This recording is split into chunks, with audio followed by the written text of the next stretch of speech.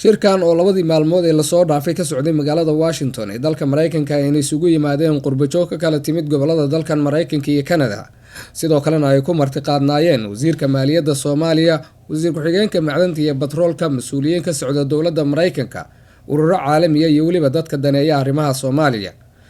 muhiimadda shirkan ayaa ahayd sida ugu wanaagsan ee qurbajoogta Soomaalidu uga qayb qaadan karaan kobcinta iyo horumarinta dhaqaalaha Soomaaliya. qaar ka mid ah dadkii ka hadlay shirka oo ay ka mid ahaayeen wakiilada hay'adaha caalamiga sida Bangiga Adduunka iyo Hay'adda Lacagta Adduunka ee IMF-ta ayaa sheegay in Soomaaliya ay sameynayso dib u soo kabasho ballaaran dhinaca dhaqaalaha iyo waliba maamul wanaag, inkastoo ay yiraahdeen ay jiraan caqabado dhanka amnaanka ah balse ay rajaynayaan in ayagana dhawaan laga gudbi doono. markii uu shirku soo idlaaday waxaa saxaafadda la hadlay wasiirka maaliyadda Soomaaliya Cabdiraxmaan Ducaale Bayle oo si qoto dheer uga sheekeeyay waxyaabihii shirkan ka soo baxay.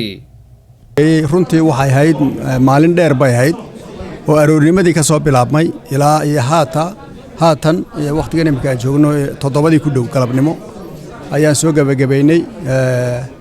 waxaa runtii meesha ka dhacay waxayd wax ajaa'ib oo aqoon isweydaarsi runtii dadkan oo aad iyo aad ugu heelan inay dalka wax la qabtaan, dadkan qurbajoogta halkan ay iskugu timi oo doonaya dalka inay wax la qabtaan, waxyaalo fara badanna doonaya inay ogaadaan ayaa annagu aan isku shuqlinay.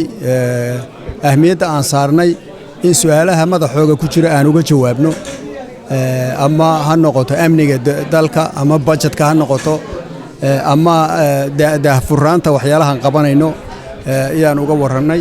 iyaguna waxyaalo fara badan bay nooga warrameen oo ay ka mid tahay waxay qaban karaan. dadka halkan isugu yimi waxaa ka mid ah dad mutacalimiina, dad tacliin leh oo professional oo ka shaqeeya wasaaradaha iyo hay'adaha kala duwan ee dalkan Mareykanka, iyo dad fara badan oo bay'ac mushtari ah. waxaan u maleynayaa inay u badnaan bay'ac mushtariga. dad kale oo Soomaaliya ka yimid oo iyaga laftoodu bay'ac mushtari ayaa socday. marka runtii waxaan aad ugu faraxsanahay waxa meeshaas aanu isweydaarsanay iyo waxaanu isnidhi waxyaalo badan oo dhaqaalaha lagu kabayo ayaan isla soo qaadnay anigu dhaqaalahan ka socday. dhinaca kalena wasiirka oo wax laga weydiiyay halka ay marayaan dadaalada ay Soomaaliya ugu jirto deyn cafinta ayaa sheegay in Soomaaliya ay ka soo baxday marxalado iyo shuruudo badan oo lagu xiray, haatan ay rajaynayaan in dhawaan go'aano laga gaaro.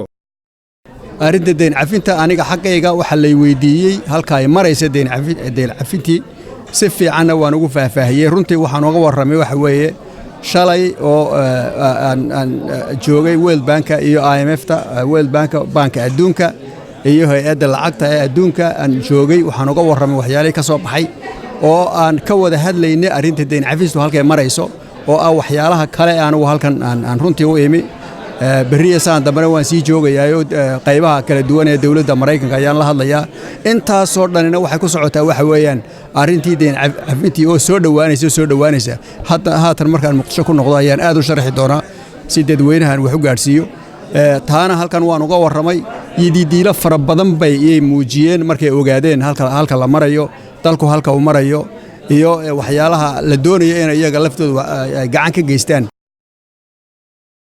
wasiir Bayle ayaa ku sugnaan doona magaalada Washington maalmaha soo socda, waxaana sii socon doona kulamada uu la yeelanayo hay'adaha caalamiga iyo waliba madax sare oo ka tirsan dalkan Mareykanka.